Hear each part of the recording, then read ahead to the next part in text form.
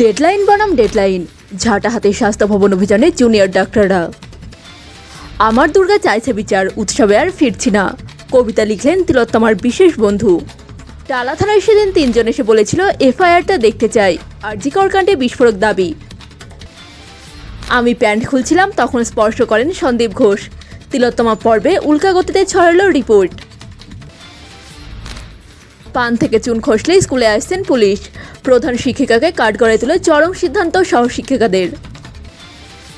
উপনির্বাচনের প্রস্তুতির মাঝেই এবার প্রকাশ্যে তৃণমূলের গোষ্ঠীদ্বন্দ্ব। আসতেই বিস্তারিত আলোচনায়। এ যেন একেবারে ডেডলাইন বনাম ডেডলাইনের লড়াই। সুপ্রিম নির্দেশ বলছে বিকাল 5টার মধ্যে কাজে যোগ দিতে হবে জুনিয়র ডক্টরদের। অন্যদিকে জুনিয়র ডক্টররাও তাদের দাবিতে অনড়। তাদের সাফ কথা, তাদের দাবিগুলি না মানা পর্যন্ত তারা আন্দোলন প্রত্যাহার করবেন না।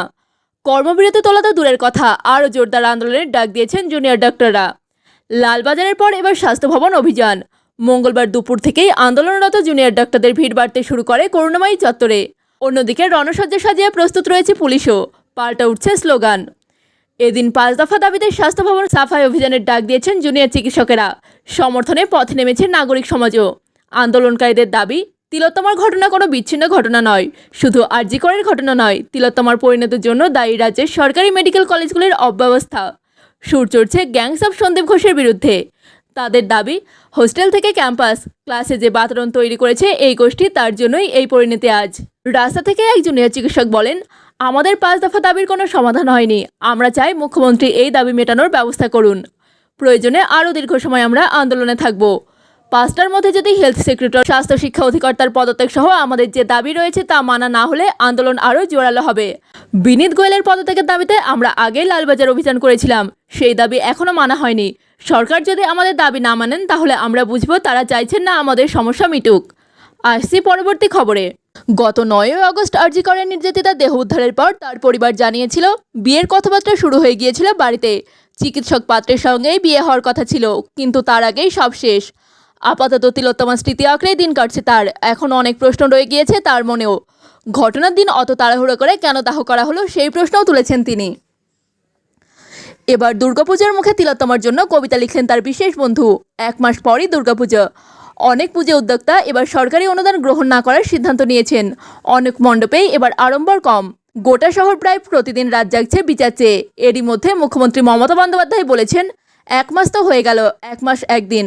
আমি অনুরোধ করব পুজোয় ফিরে আসুন, উৎসবে ফিরে আসুন। উৎসবে কি ফিরবেন? তিলোত্তমার বিশেষ বন্ধুকে এই প্রশ্ন করতেই তিনি জানান, তিনি একটি কবিতা লিখেছেন তিলোত্তমার জন্য, তিলোত্তমার বিচার চেয়ে।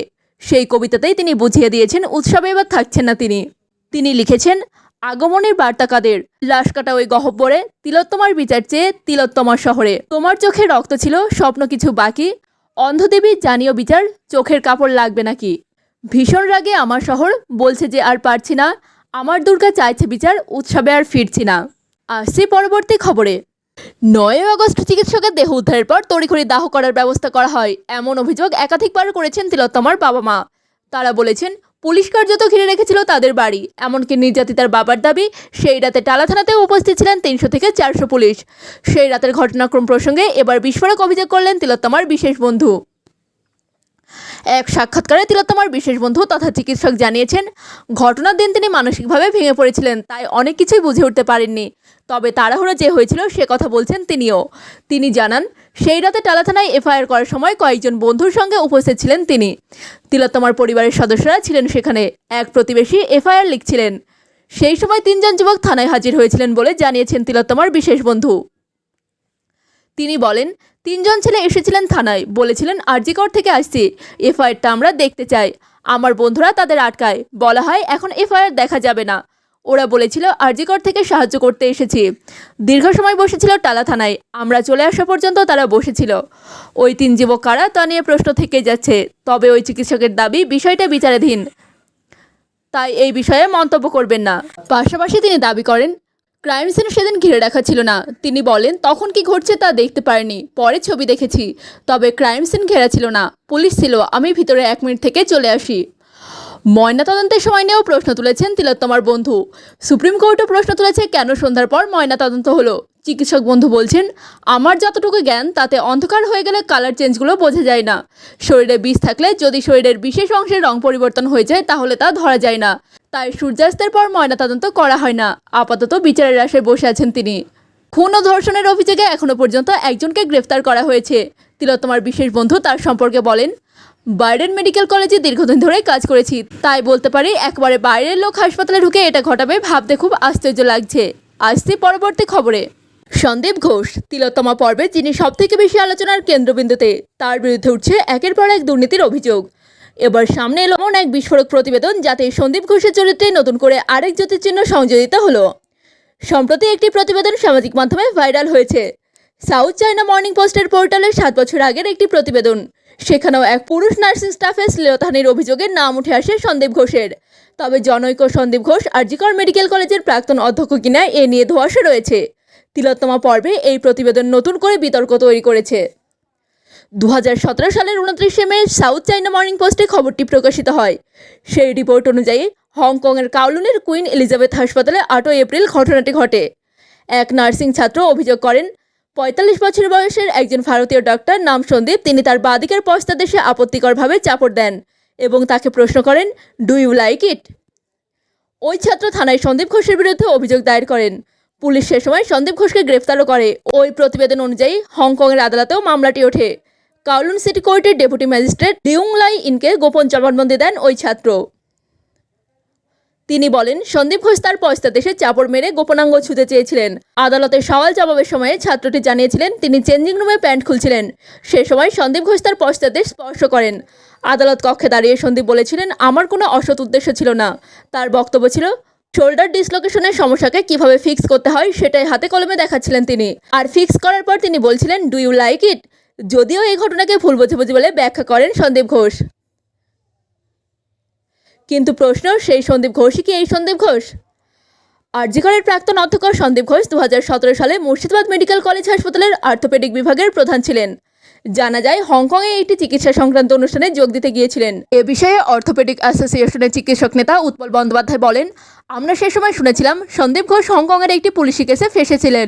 সে সময় গ্রেফতারও হয়েছিলেন। সে দেশের কয়েকজন ভারতীয়র মধ্যস্থতায় বিষয়টি সামলানো হয়। আসছি পরবর্তী খবরে। কথায় কথায় পুলিশ ডাকেন প্রধান শিক্ষিকা, তাতেই ক্ষোভের আবহ গোটা স্কুলে। প্ল্যাকার্ড হাতে বিক্ষোভে ফেটে পড়লেন স্কুলের সহ শিক্ষিকারা, সামিল পড়ুয়ারাও। তপ্ত Srirampur Rameshchandra girls high school. প্রধান শিক্ষিকাকে ঘিরে ধরে চলল স্লোগান, বন্ধ পঠন পাঠন। অন্যদিকে প্রধান শিক্ষিকা লোপামুদ্রা সত্রার অভিযোগ, তাকে হেনস্থা করা হয়েছে। তার দাবি, স্কুলের কম্পিউটার অপারেটর তার কাজে লাগাতার ভুল করেন। তাকে কিছু বলতে গেলে অশিক্ষক কর্মচারীরা এবং স্কুলের সহশিক্ষিকাদের একাংশ তার বিরুদ্ধে কথা বলেন। ঝামেলার মধ্যে এই ইস্যুতে সোমবার স্কুলে একটি বৈঠকও বসে। অভিযোগ, স্কুলের এক ক্লার্ক তাকে সেই মিটিংয়ে হেনস্থা করেন। আর তখনই পুলিশ ডাকেন তিনি। তারই প্রতিবাদে এদিন ফেটে পড়ে গোটা স্কুল। প্রতিবাদে এদিন স্কুলে প্ল্যাকার্ড নিয়ে বিক্ষোভে সামিল হন স্কুলের কর্মচারী থেকে শিক্ষিকারা, যোগ দেন পড়ুয়ারাও। বন্ধ হয়ে যায় পড়াশোনা। বিক্ষোভের খবর পেয়ে স্কুলে ছুটে আসেন অনেক অভিভাবকও।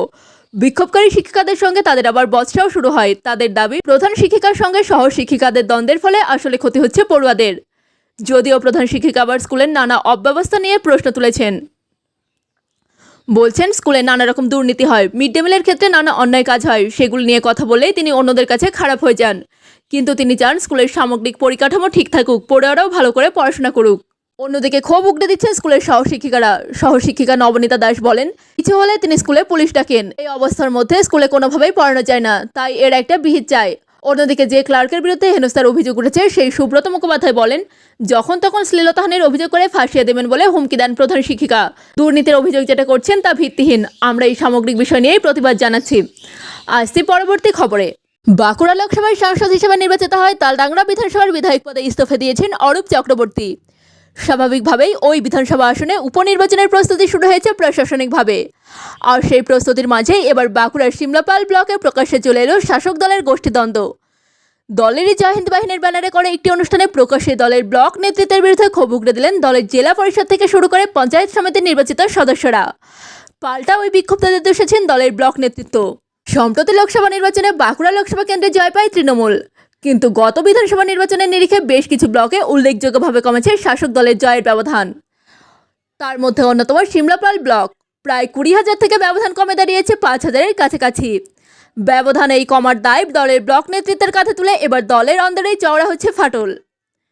সিমলাপালের কমিউনিটি হলে জয়হিন্দ বাহিনী নামের তৃণমূলের একটি শাখা সংগঠনের অনুষ্ঠানে বক্তব্য রাখতে উঠে একের পর এক জেলা পরিষদ সদস্য থেকে শুরু করে পঞ্চায়েত সমিতির সদস্য তীব্র আক্রমণ শানান দলের ব্লক নেতৃত্বের বিরুদ্ধে। কেউ কেউ দলের ব্লক নেতৃত্বকে দোষে বলেন তারা শুধু গাড়ি নিয়ে ঘুরে বেড়ান, মানুষের সঙ্গে তাদের কোনো যোগাযোগ নেই, তাই মানুষ তাদের কাছ থেকে সরে গেছে। দলের প্রচার না করে তারা আত্মপ্রচারে ব্যস্ত। দলেরই নির্বাচিত সদস্যদের মুখে এমন সমালোচনায় অস্বস্তিতে পড়ে জয়হিন্দ বাহিনী নামের সংগঠনের অস্তিত্ব নিয়েই প্রশ্ন তুলেছেন তৃণমূলের ব্লক নেতৃত্ব। বিক্ষুব্ধদের করা অভিযোগও উড়িয়ে দিয়েছেন তৃণমূলের ব্লক নেতৃত্ব।